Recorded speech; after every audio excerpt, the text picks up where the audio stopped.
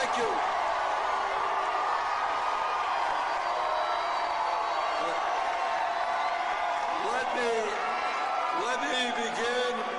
Let me begin by thanking Sokoa, Juan Ayon. Let me thank Pastor Juan Hilton.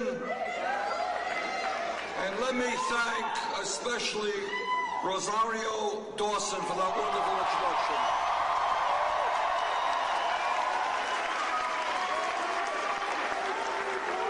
Rosario is not just a wonderful actress. She is standing up every day fighting for social justice, racial justice, economic justice.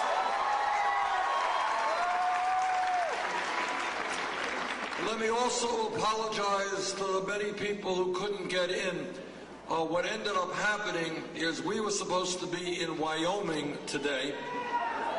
It's snowing a lot in Wyoming. So we figured we would come to LA. It doesn't snow here so much.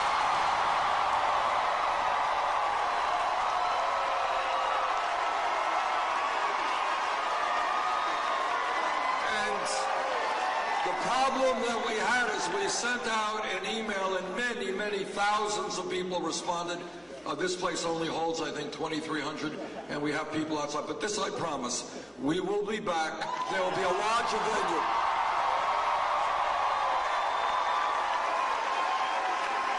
And next time, we'll have 20 or 30,000 of us together.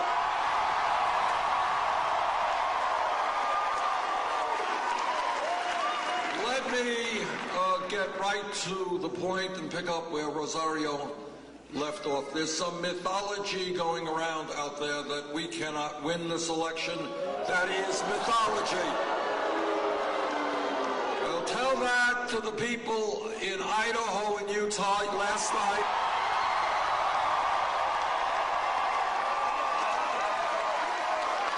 They gave us almost 80% of the vote.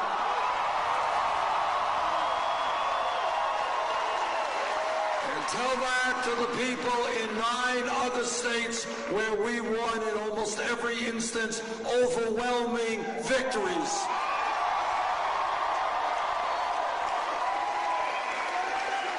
Secretary Clinton did very well in the South.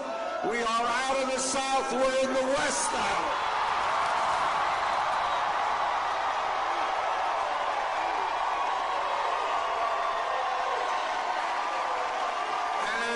We can argue as to whether Vermont is more progressive than California, but I feel very comfortable here tonight.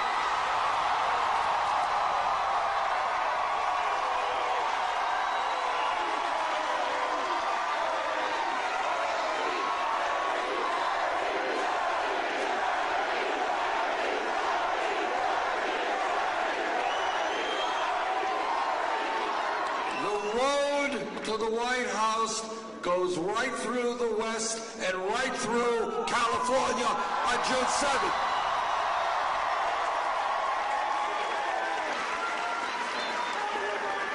Now I want to say something else.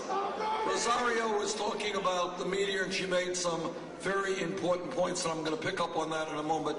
But this is what I want you to know. If anyone tells you, well, you know, Bernie is a nice guy, he combs his hair really nicely.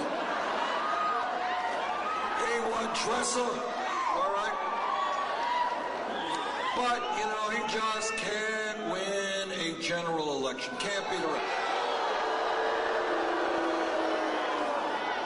So let me just relate to you a recent CNN poll. Here's the poll. Here's the poll, all right?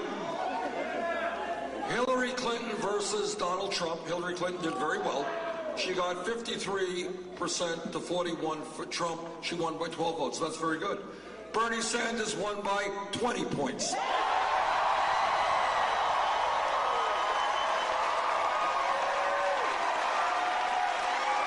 by the way, that is true of virtually every national and statewide poll that is out there. We beat Trump, and we beat him badly.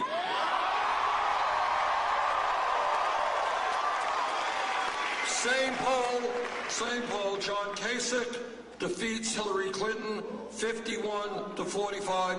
He beats her by 6 points. We beat Kasich by 6 points.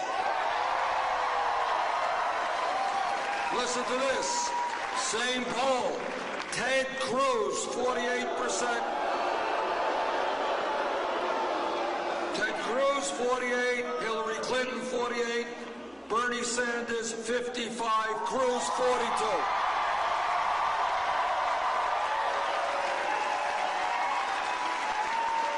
So that's the first point. Yes, we can win this nomination. It's not going to be easy. California will be very important.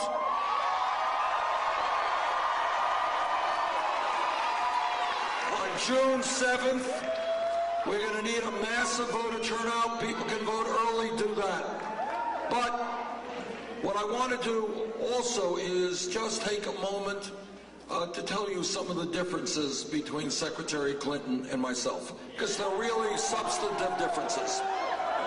Number one, I think all of you are aware that to a very horrific level, big money dominates what goes on in this country politically and economically. And all of the powerful special interests donate huge amounts of money to political candidates. When we began this campaign, we had to make a very important decision. And that decision was, should we have a super PAC or not? We agreed with you.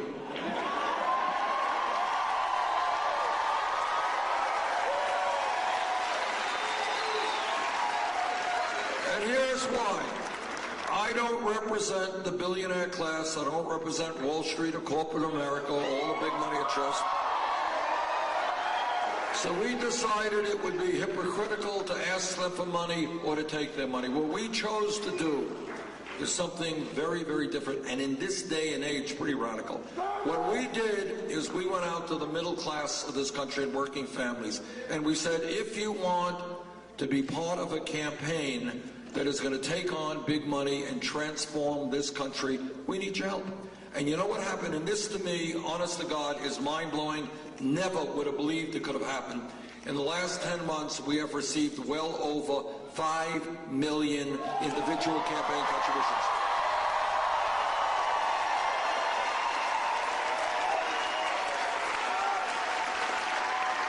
Anybody know what the average contribution is? $27.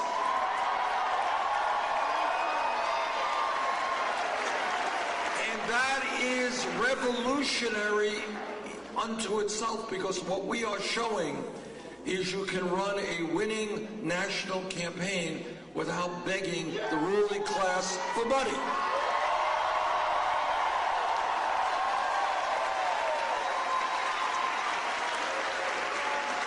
To quote Abraham Lincoln at Gettysburg, this is a campaign of the people, by the people, and for the people.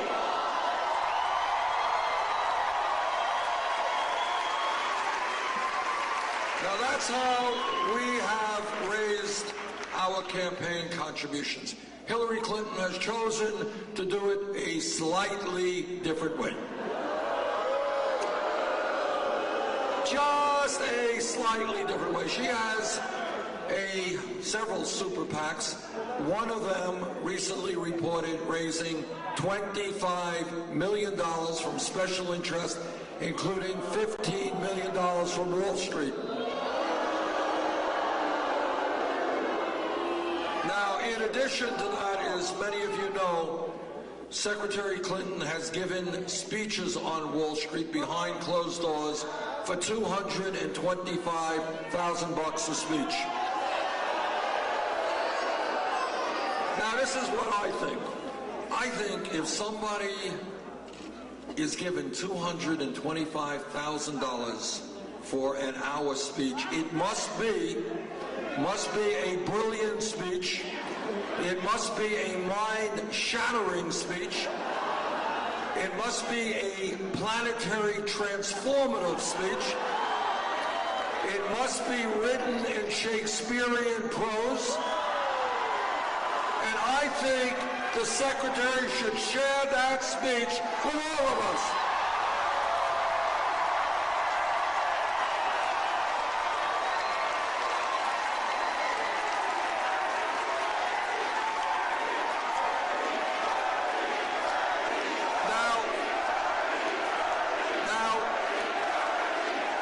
Now, Secretary Clinton said, well, she said, look, I will release the transcripts if other people do the same.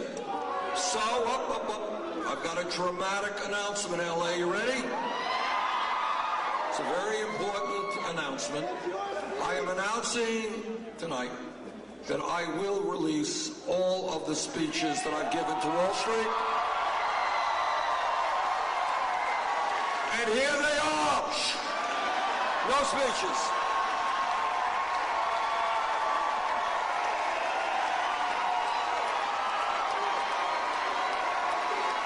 Now, I don't know. It is hard for me to imagine. I've been thinking about this. Why won't Wall Street give me $225,000 to speak? I'm ready. We'll give the money to charity, but I'm ready to go. But maybe it has something to do that I would tell the crooks on Wall Street that they will not continue to destroy the economy of the United States of America.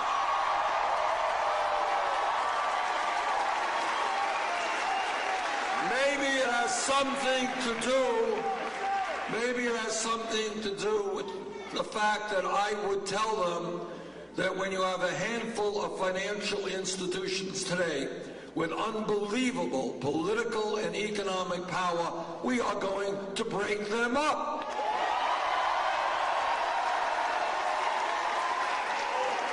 And furthermore, listen to this. A month or so ago, actually longer than a month ago, Goldman Sachs, you all know who Goldman Sachs is?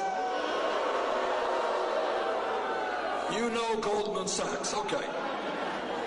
Anyhow, they reached a settlement with the United States government for $5 billion. $5 billion. Now, why did they reach the settlement? Well, the answer is obvious. They defrauded the American people before the financial crisis. They were selling worthless packages of subprime mortgage loans, and they and the other banks, their actions drove this country into the worst economic downturn, as you all know, since the Great Depression. But here's the point.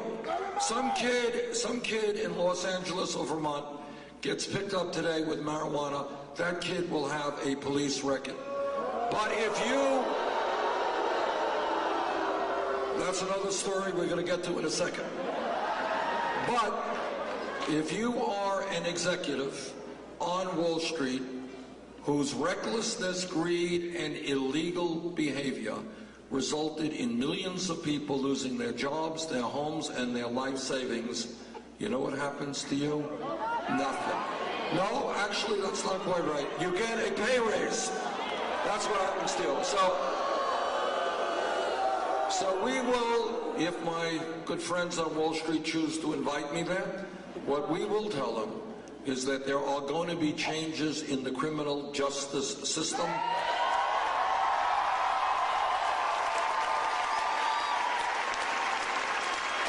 And it's not only low-income people and working people who go to jail, but CEOs and executives on Wall Street who break the law.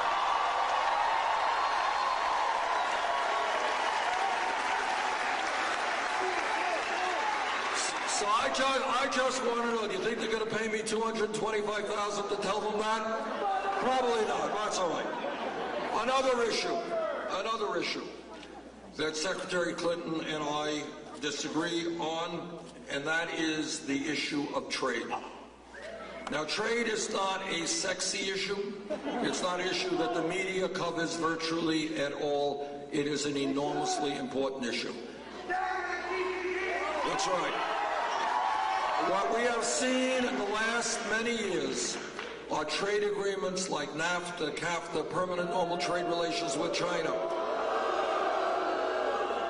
And these agreements, as all of you know, were written by corporate America, and their goal was very simple. You don't need a PhD in economics to figure it out. What they were saying is, why do I want to pay a worker in Los Angeles or in Vermont 20, 30 bucks an hour when I can shut down here, move to a low-wage country, produce there, bring my products back into this country? That's it. Nothing more complicated than that. And that is what has happened. Since 2001, we have lost almost 60,000 factories in America, millions of decent-paying jobs. Now, I have helped lead the opposition to every one of these disastrous trade agreements.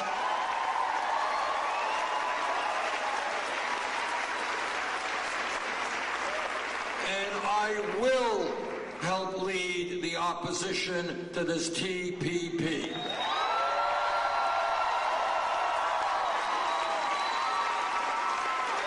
Secretary Clinton has supported virtually every one of these trade agreements, and after telling us how great the TPP was, she eventually, under pressure from the trade union movement, finally said no to it. Let me give you another example of where there is a very significant difference. Everybody here knows that foreign policy is a very important part of what a president does.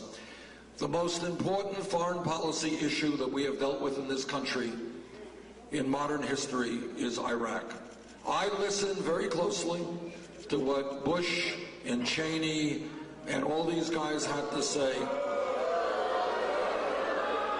I didn't believe them, and I voted against the war in Iraq.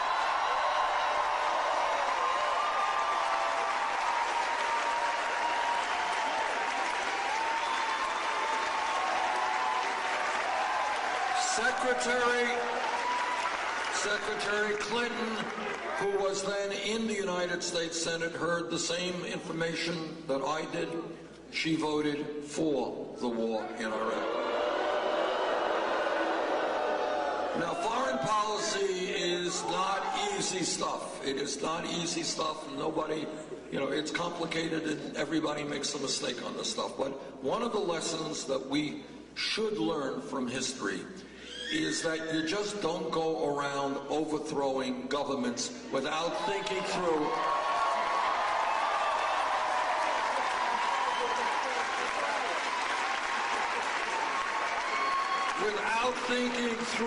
the long-term consequences of that. And that is true even when we're dealing with really ugly dictator types like Saddam Hussein was an awful person.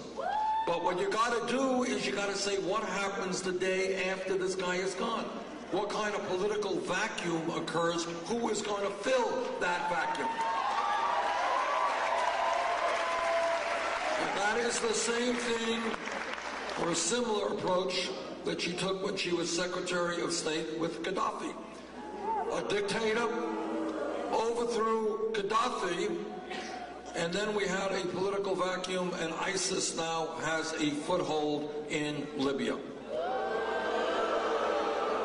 We have got to learn the lesson, whether it is overthrowing Salvador Allende in Chile, whether it is overthrowing Jacob Arbenz in Guatemala way back when, whether it is overthrowing the democratically elected Prime Minister of Iran many, many years ago, Mohammad Mossadegh. We overthrew him. He was replaced by the Shah, who was an awful person, and then you had the Iranian Revolution with Khomeini. So what you have to be thinking about is unintended consequences. So let me just say this to you now. Let me just say this. Under President Bernie Sanders, the brave...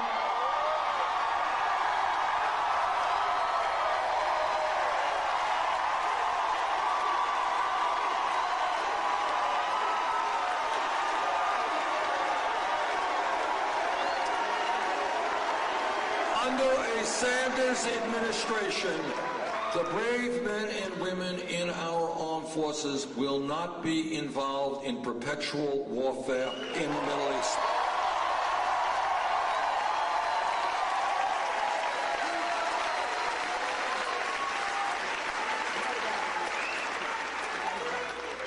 Right now, we face a major crisis in terms of global climate change.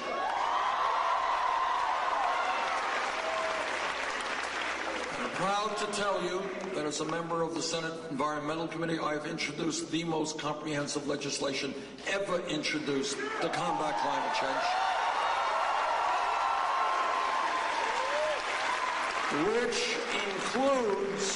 which includes a tax on carbon.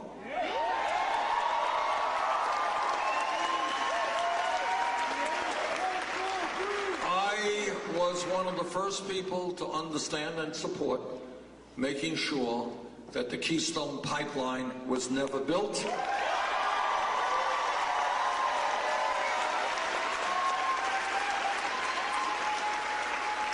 Now, Secretary Clinton was very much for the Keystone Pipeline before she was against it. She ended up opposing it, again, under tremendous pressure from the environmental community, but she supported it. Earlier. Now, there is another issue out there. Everybody here knows and should know that we are facing a major water crisis in this country and in this world. I was in Flint, Michigan, and what I saw there was literally beyond my comprehension, and I say that with all honesty. I was really shaken after hearing from parents whose children were being poisoned by lead in the water in Flint. All right, now the issue of fracking arises. In my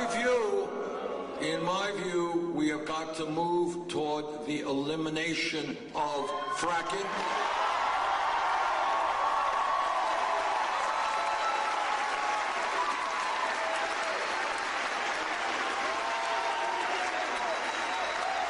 That is my view.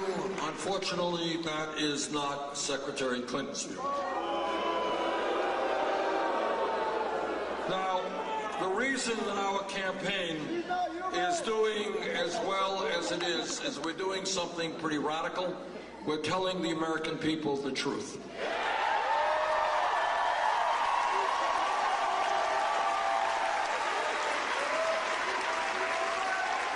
And it's a truth that you're not going to see on television very often, but it is the truth nonetheless. And as everybody knows, truth is not easy stuff, not in our personal lives, not in our political lives. There's a tendency as human beings that we want to kind of run away from the pain of the truth. But this country does not go forward unless we put those troubling issues right on the table and we deal with them.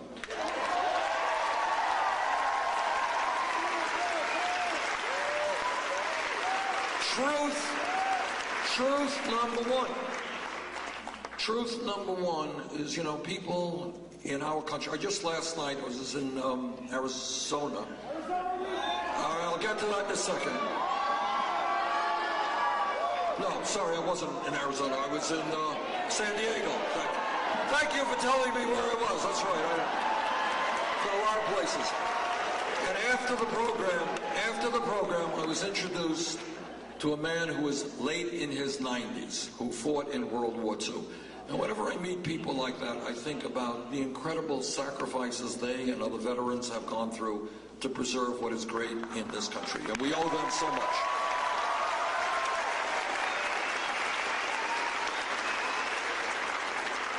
Those men and women fought to maintain our country's way of life, and the essence of our way of life is democracy. One person, one vote.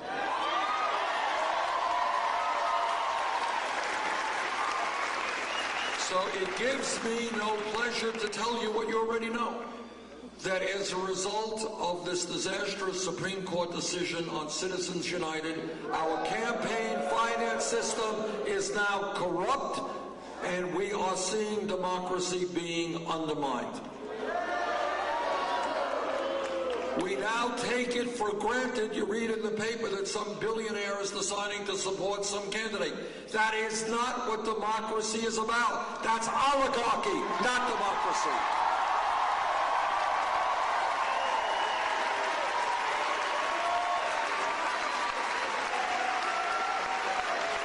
A Sanders administration will move aggressively to overturn Citizens United.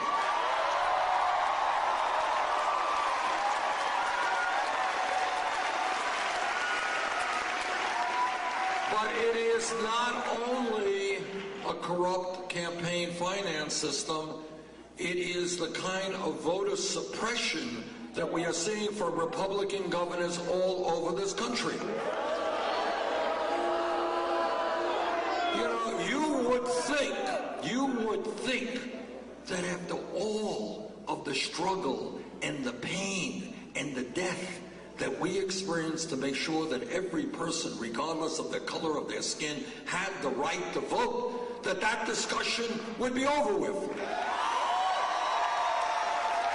And yet now we have Republican governors and others trying to work as hard as they can to make it impossible for people who will vote against them to participate in the political process. They're going against African Americans and Latinos and young people. So I say, and last night in Arizona, what did you see? We got an email. We got an email from a woman who was a friend of somebody on our campaign. She emailed that she had been waiting online to vote in Arizona, Phoenix, I think, for 5 hours. Now, how many thousands of people walked away and did not exercise their constitutional right? Now, whether that was deliberate or whether that was just incompetence in Arizona, I don't know. But that is not acceptable.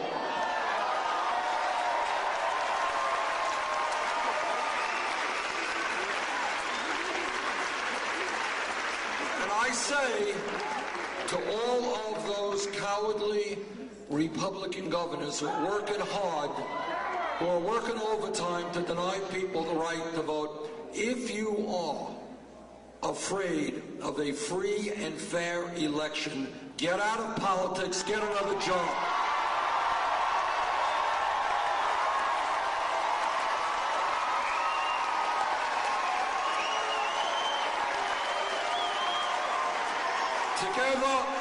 Together, we are going to do what many other countries do, not complicated.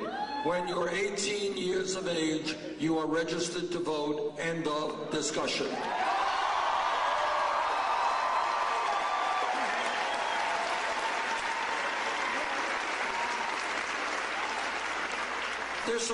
This campaign is creating all kinds of energy and excitement, because we are also talking about the rigged economy. Now, what do I mean by a rigged economy? Again, this is not stuff that you see on TV. But what a rigged economy means is that right now in the United States, we have more income and wealth inequality than almost any major country on earth. Today in America, listen to this. Top 1/10 of 1%, not 1%, 1/10 of 1%, now owns almost as much wealth as the bottom 90%. That's a rigged economy. Today, wealthiest 20 people own more wealth than the bottom half of America, 150 million Americans. That's a rigged economy. And let me tell you something else. Today in America, you got one family, the Walton family of Walmart. This is the wealthiest family in America. They own more wealth than the bottom 40%. But here's what's interesting. Here's what's interesting. The Waldens pay their employees at Walmart wages that are so low that many of these workers are forced to go on Medicaid and food stamps and subsidized housing.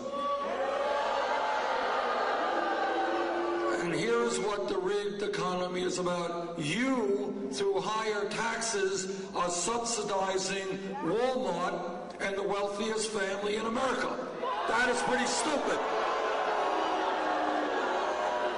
Middle class does not have to subsidize a multi-billion-dollar family. And I say, you know, we hear a lot in this country about welfare abuse.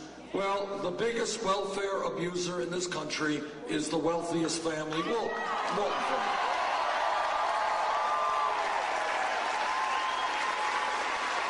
So I say to the Walton family, get off of welfare, pay your workers a living wage.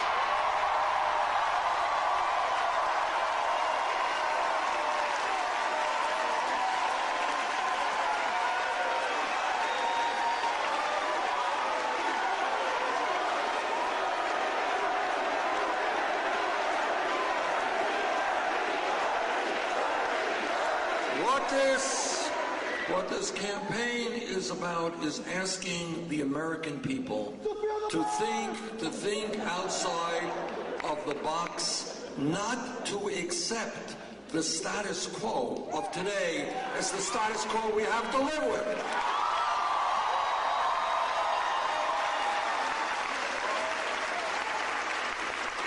And when we look at politics in that way, we recognize that we have a criminal justice system that is broken. What does that mean? I want you again to think about it. This is the wealthiest country in the history of the world. Now, most people don't know that today because almost all the new income and wealth goes to the top 1%, but we are, cumulatively speaking, the wealthiest country in the world. And yet we have today more people in jail than any other country on earth. China, 4 times our size. We have more people in jail than China. And we have got to ask ourselves, why do we have 2.2 million people in jail, disproportionately African American, Latino, and Native Americans? Why is that? What do we do to change it? Well, let's start off by telling you something again that is not in the media. All right? Today in America, if you are a kid, a high school graduate between 17 and 20, if you are white, real unemployment, whether you're unemployed or underemployed, 33%. Latino, 36%. African American, 51%. So you got millions of young people out there today, over 5 million young people, don't have jobs, not in school. Some of them are going to get into trouble. You want a radical idea? How about investing in jobs and education for the kids?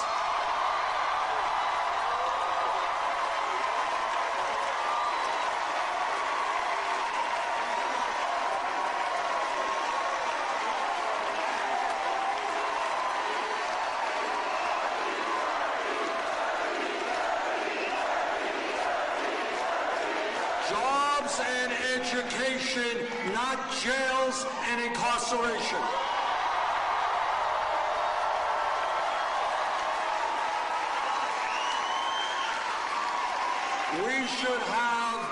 We should be the nation which has the best educated population in the world, not the one with more people in jail.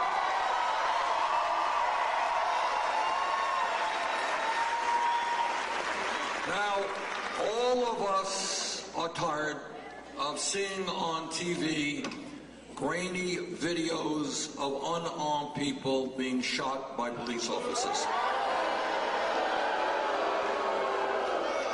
Now, I'm a former mayor, and I've worked with police officers for many, many years. The vast majority of police officers are honest, hardworking, and they have a very difficult job. It's not easy being a cop today. It really isn't. But when a police officer, like any other public official, breaks the law, that officer must be held accountable.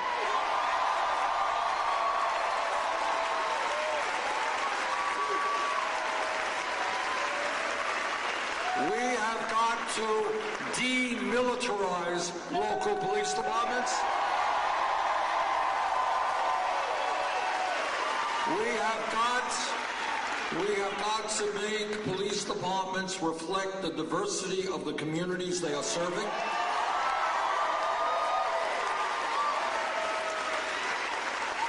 We have got to rethink the so-called war on drugs.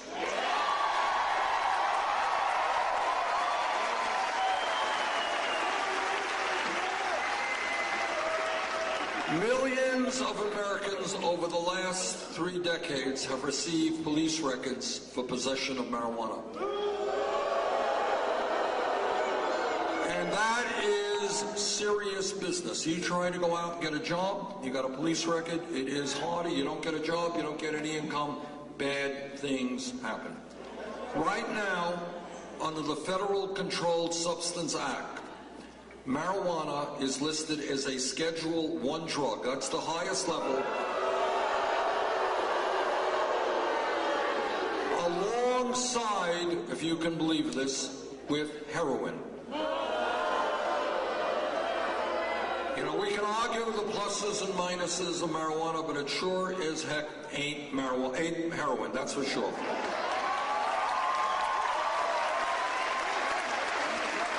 That is why I have introduced legislation which will take marijuana out of the Federal Controlled Substance Act.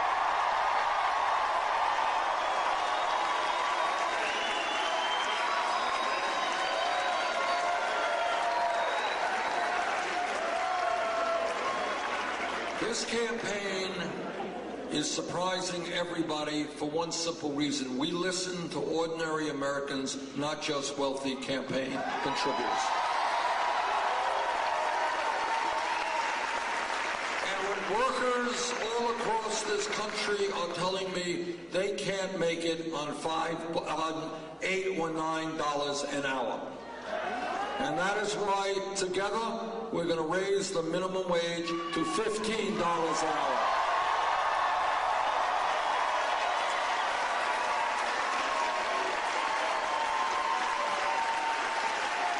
Understanding is that here in California you're going to have a referendum on the ballot to do just that. Let's hope it passes.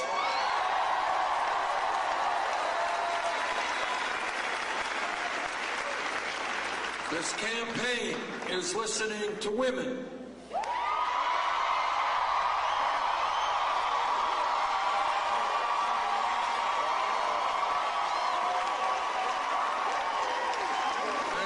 Women are saying is they are tired of working for 79 cents on the dollar compared to men.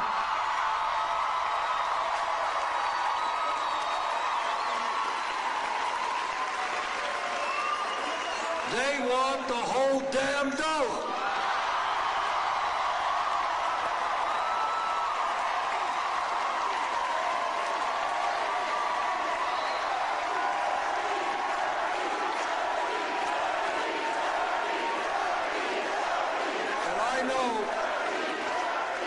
I know that every man in this room will stand with the women in the fight for pay equity.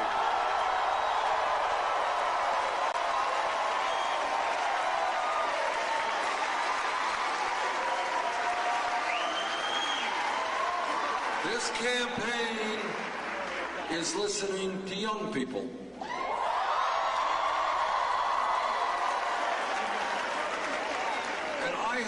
I have to tell you, extremely proud that in state after state, we are winning by large margins. Young people, by young people, I don't mean just 20-year-olds. I'm talking about people 45, 50 and younger.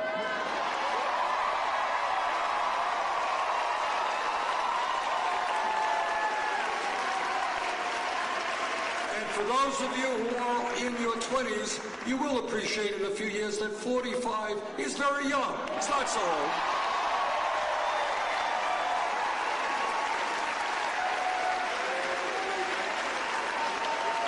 But here is what young people all over this country are telling me. And again, this is why we have to think outside of the status quo and just look at things.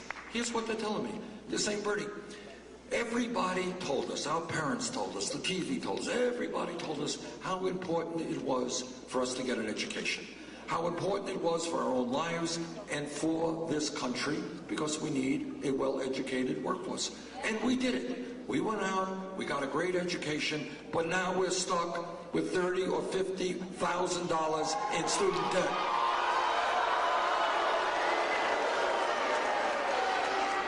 So take a step back and think about it.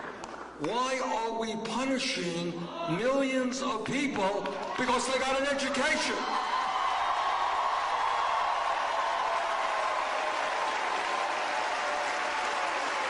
Just not like they did something wrong, they did something right.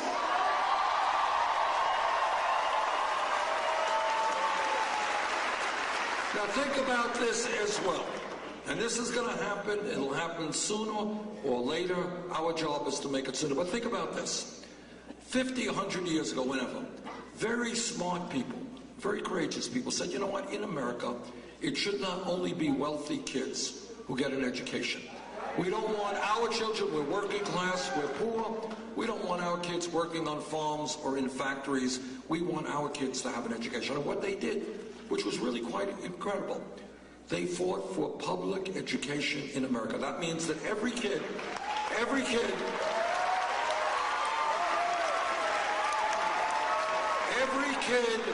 from the first grade through the 12th grade, regardless of income, could get an education. That was a pretty radical idea back then. But what has happened, as all of you know, the world has changed, the economy has changed. People need more education now to get the good jobs that are out there. Today, in fact, in many respects, a college degree is the equivalent of what a high school degree was 50 years ago. 50 years ago, you had a high school degree, you were pretty well educated, you could go out and get a good job. And that takes us to how we define public education today. And I believe that when we talk about public education today, what we have to be talking about is making public colleges and universities tuition free.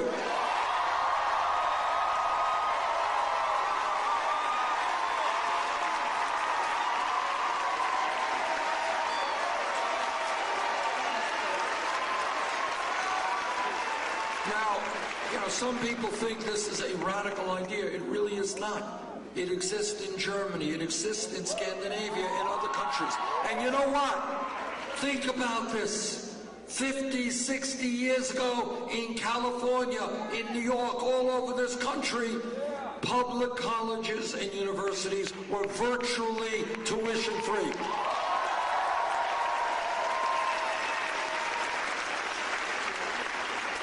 Now, if 50 or 60 years ago in California or Vermont, we could have public colleges and universities tuition free, we damn well can do it today.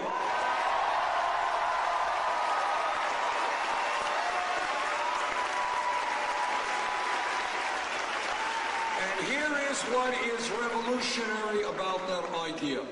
What it will say is to every child in America in the 4th grade, in the 8th grade, it says to that kid, you do your schoolwork well, you take your schoolwork seriously, you will be able to get a higher education regardless of the income of your family.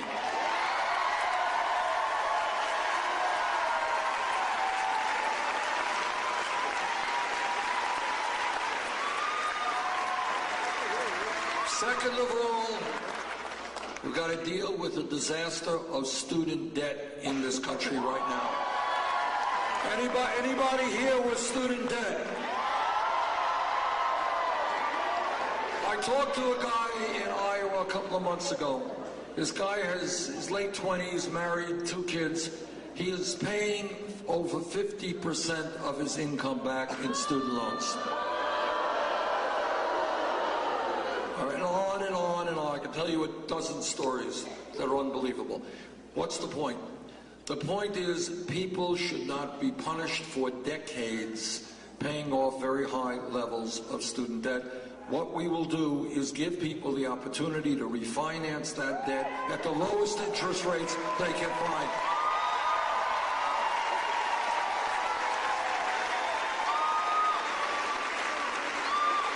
Now, people say, my opponents say, Bernie, you're thinking too big. You're too radical. Bernie, you're Santa Claus. You're throwing out all this free stuff.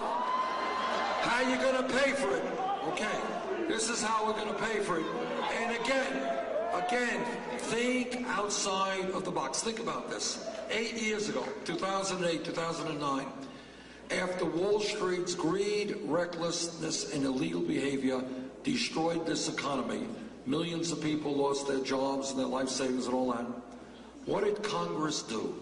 They bailed out Wall Street, okay? That was not considered, no, that was the way it is. That's what the big money interest wanted. That's okay, that's what we do.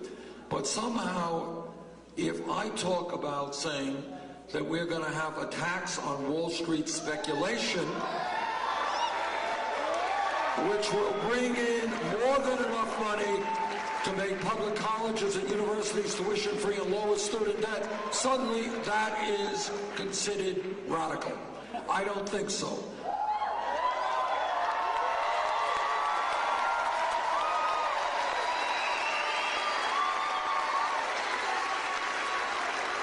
The American people bailed out Wall Street. It is Wall Street's time to help the working families of this country.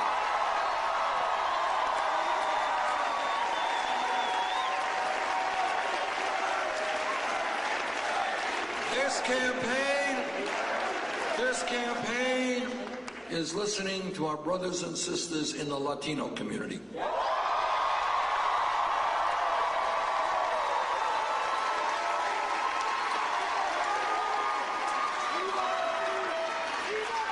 There are 11 million undocumented people in this country.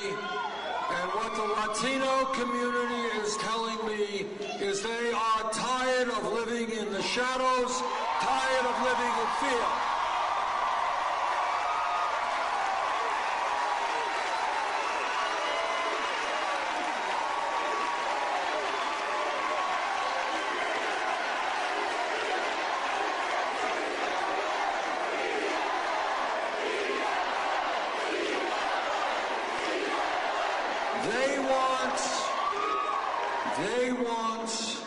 I want comprehensive immigration reform and a path towards citizenship.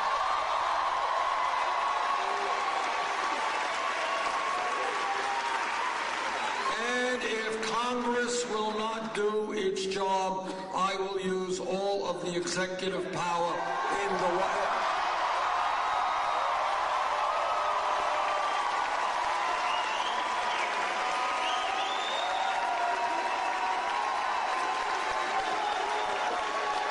The job of real immigration reform, and I speak as somebody who is the son of an immigrant, so I know a little bit about this, but the job of real immigration reform is to unite families, not divide families.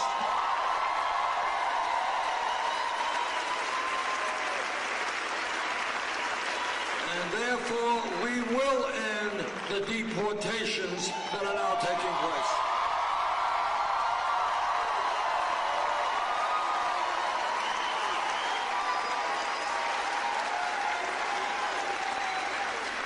This campaign is listening to our brothers and sisters in the African American community.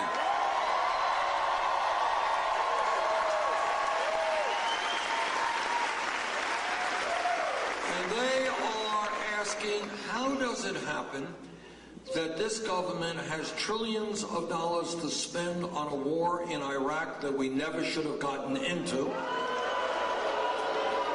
But somehow we do not have the resources to rebuild devastated minority communities all over this country.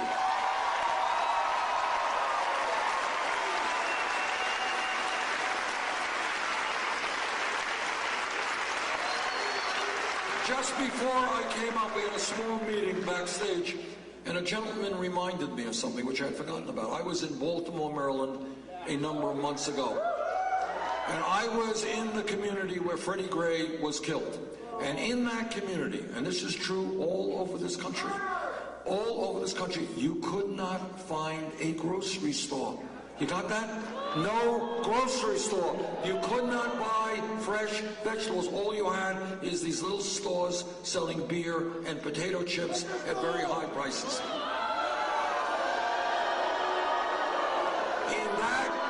In that community, and similarly all over this country, you could not go to a bank and cash a check because there were no banks in that community.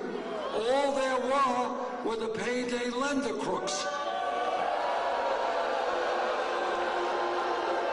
In that community, and again, not just in that community in Baltimore, but all over this country, many of the buildings were boarded up, unemployment off the charts, schools failing, inadequate access to health care.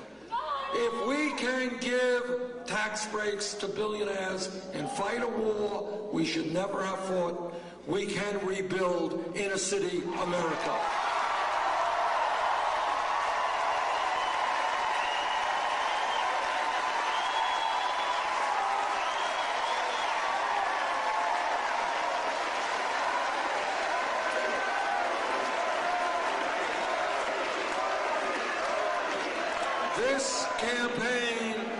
This campaign is listening to our brothers and sisters in the Native American community.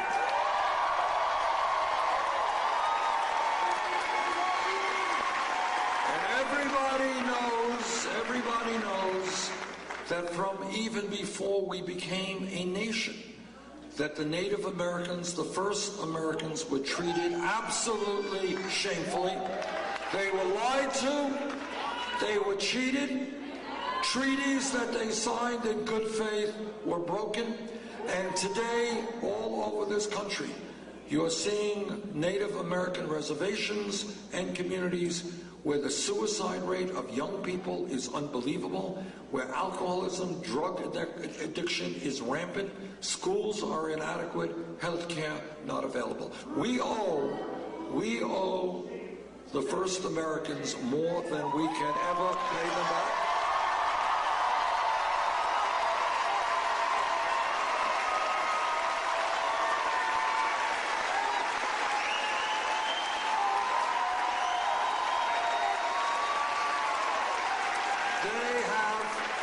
They have had a huge impact on the quality, the best aspects of our culture, and they, more than any people, have taught us that we have got to live with nature, not against nature.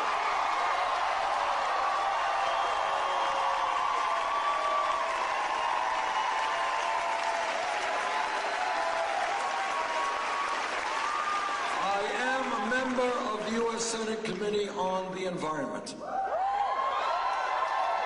I have talked to scientists all over this country, all over the world. The debate is over. Climate change is real.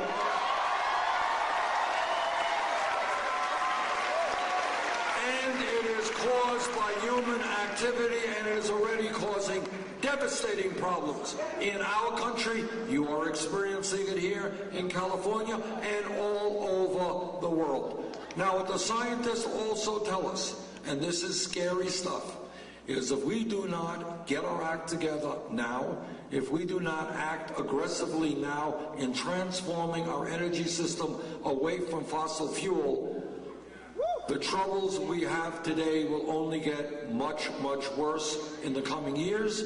More drought, more floods, more extreme weather disturbances, more acidification of the ocean, more rising sea levels, more international conflict as people fight over limited natural resources. That is where we are. As President of the United States, I will help lead the planetary effort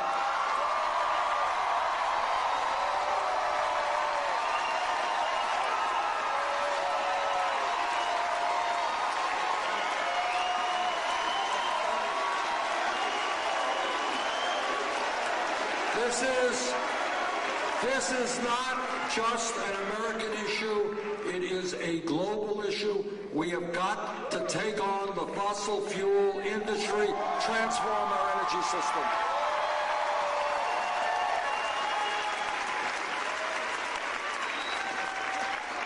This campaign is raising an issue that we don't talk about enough, and that is there is only one major country on earth, just one, that does not guarantee health care to all people as a right. And that country is the United States of America, and together we're going to end that.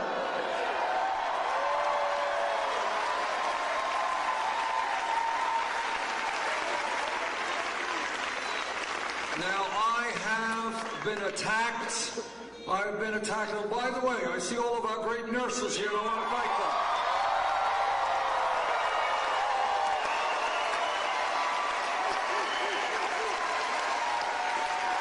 And I'll tell you why I want to thank them. I want to thank them not only for the work they do every day in helping us when we're sick, delivering our babies, taking care of us when we are old, but I want to thank these guys not only for supporting my campaign, but I want to thank them for taking their job so seriously that they understand they cannot do the job they want to do when so many of our people remain uninsured, underinsured, or can't afford the medicine they need.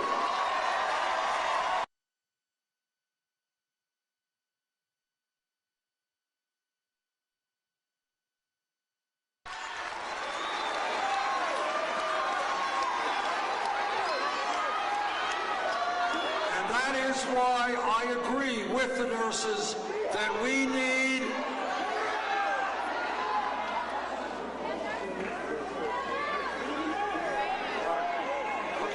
a medical tech up there. Okay.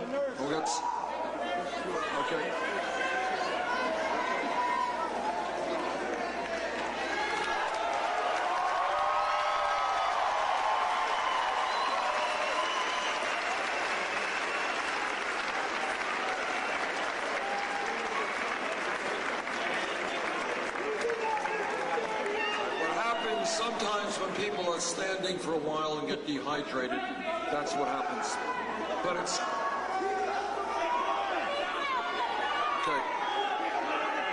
Okay. But what... And, it's, I don't know what... somewhat coincidental here. But I have been criticized for saying this, so therefore I will say it again. And I know I speak for my brothers and sisters in the nursing community. We believe that health care is a right of all people, not a privilege.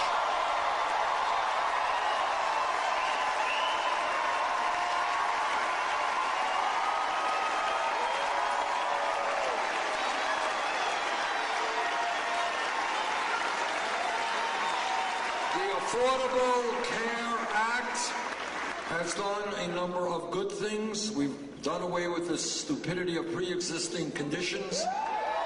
More people have insurance, and we have done away with discrimination against women in terms of what they pay for premiums. But 29 million people still have no health insurance. Many of you are underinsured with high deductibles and copayments. And we are being ripped off every day by the greed of the drug companies.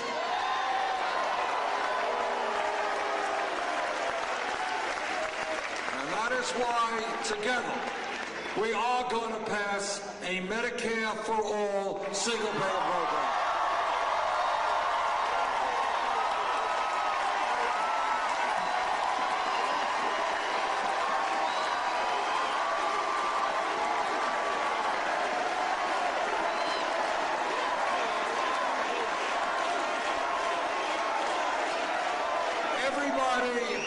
Everybody here knows that real change, I love you too.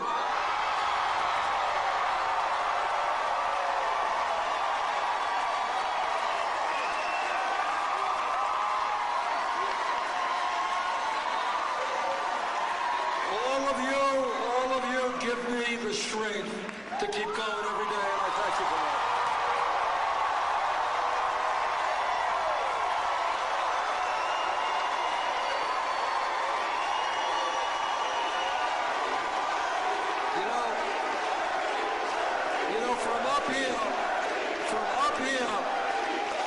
From up here, you may not know how beautiful all of you look. You are beautiful.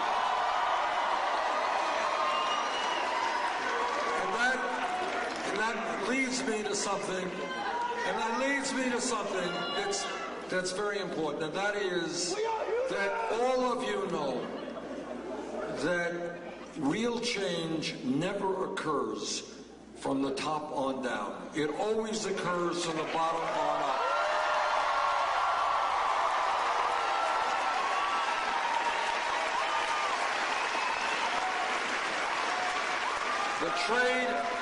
The trade unionists in this room know the history of the trade union movement, of workers coming together to fight for dignity on the job. Nobody gave them the permission to form a union. They fought for it.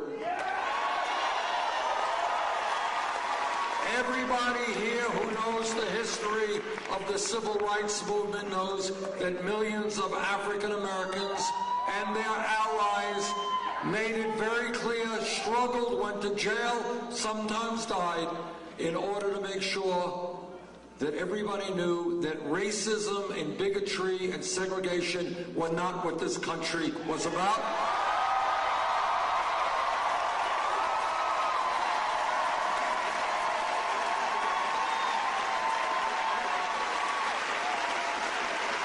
Think about this. Think about this. 100 years ago, no time at all, from an historical perspective, women in America did not have the right to vote, could not get the education they wanted, could not do the jobs they wanted 100 years ago. But what women did, along with their male allies, they stood up, they struggled, they went on hunger strikes, they were arrested, some of them died, to say that in America, women will not be second-class citizens.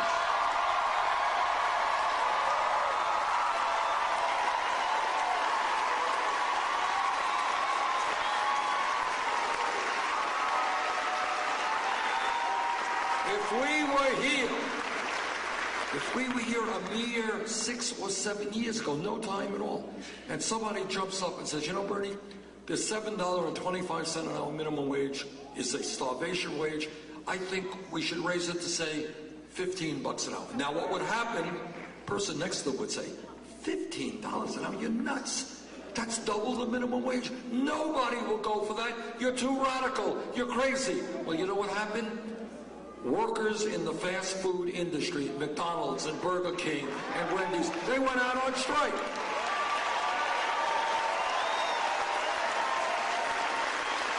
And I had the honor of marching with them in Washington, D.C.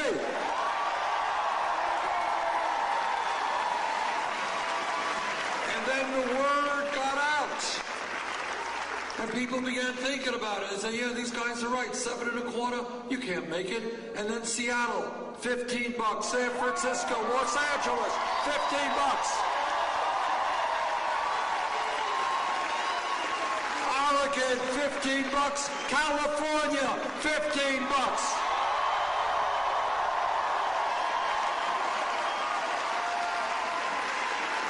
But the point is, what is the point to all of these reflections? It is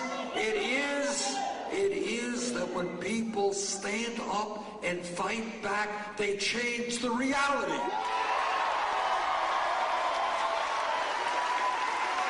What was a crazy idea 7 years ago of $15 an hour is now being passed by states and cities all over America. And together, we are going to pass it nationally.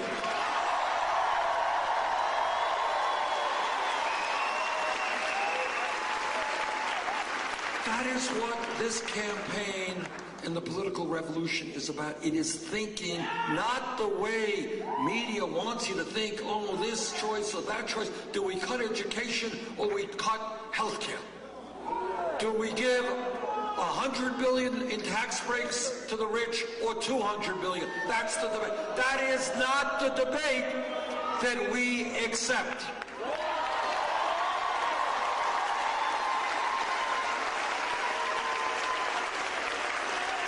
Real change takes place when people look around them and they suddenly say the status quo is wrong. It is wrong to see workers and children exploited, wrong to see minorities exploited, wrong to see women exploited, wrong to see gays exploited.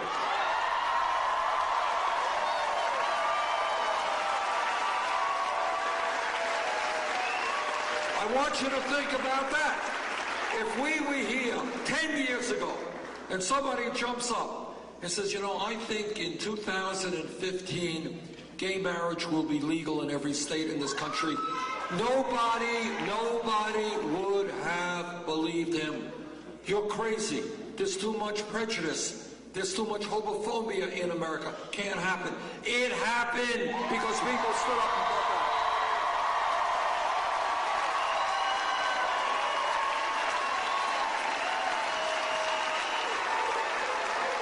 And that is where we are at this moment in American history. Millions of people from coast to coast are looking around and they're saying, why is it that we have grotesque levels of income and wealth inequality?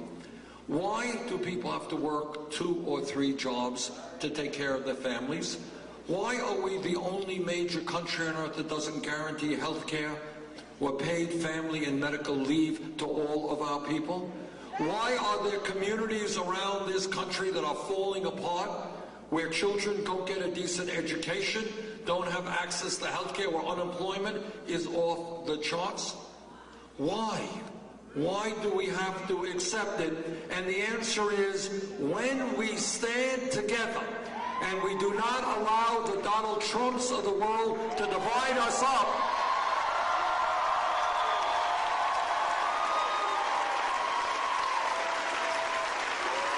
when we stand as black and white and Latino and African American and Native American and Asian American, when we stand as gay and straight and men and women, as people born in this country, people who came to this country,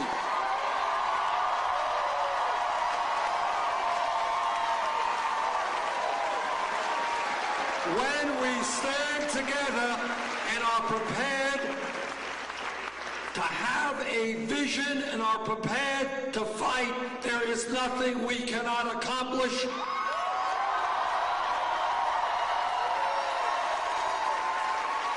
On June 7th, there is going to be an enormously important primary here in California. If there is a large voter turnout, we will win the California primary.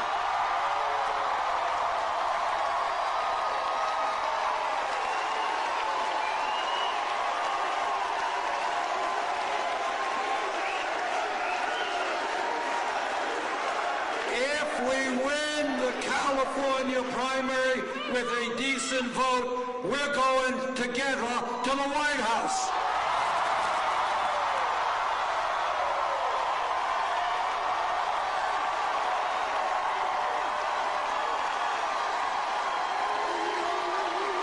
Thank you all very much.